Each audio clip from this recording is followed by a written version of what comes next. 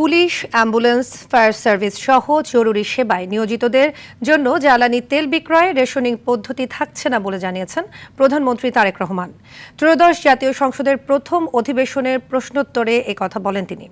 অধিবেশনে শুল্কমুক্ত গাড়ি আমদানির সুবিধা বাতিল করে সংসদ সদস্য পরিতোষিক ও ভাতাদি সংশোধন বিল ২০২৬ কণ্ঠভোটে পাশ করা হয়। আরও জানাচ্ছেন শামীম চৌধুরী। ধন্যবাদ মাননীয় সংসদ সদস্য। ত্রয়োদশ জাতীয় সংসদের প্রথম অধিবেশনের ২১তম কার্যসূচিতে অংশ নেন প্রধানমন্ত্রী তারেক রহমান।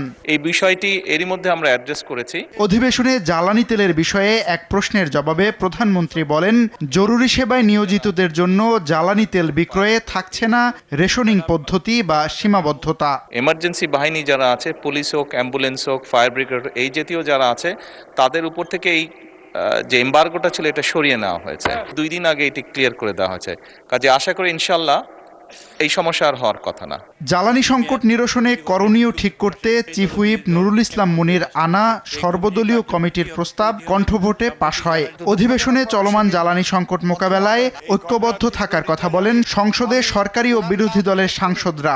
সংসদের সামনে প্রশ্ন হচ্ছে, মাননীয় প্রধানমন্ত্রী ও সংসদ নেতার পক্ষে মাননীয় চিফ হুইপ মোহাম্মদ নুরুল ইসলামের প্রস্তাব মতো এবং তার প্রস্তাবিত সদস্যদের সমন্বয়ে বর্ণিত কার্যপরিধি ও মেয়াদসহ কার্যপ্রণালী বিধি 266 বিধি অনুযায়ী বিশেষ কমিটি গঠন করা হোক।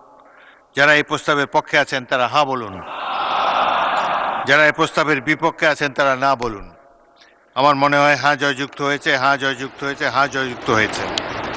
অতএব প্রস্তাবটি সংসদে সর্বসম্মতিক্রমে গৃহীত হলো। শুল্কমুক্ত গাড়ি আমদানির সুবিধা বাতিল করে সংসদ সদস্য পরিতোষিক ও ভাতাদি সংশোধন বিল ২০২৬ও পাশ হয় কণ্ঠভোটে। The Members of Parliament Remuneration Allowances Amendment Bill 2026 পাশ করা হোক।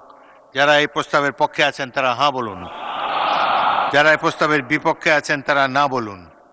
আমার মনে হয় হ্যাঁ জয়যুক্ত হয়েছে, হ্যাঁ জয়যুক্ত হয়েছে, হ্যাঁ জয়যুক্ত হয়েছে। শামীম চৌধুরী, RTV, ঢাকা।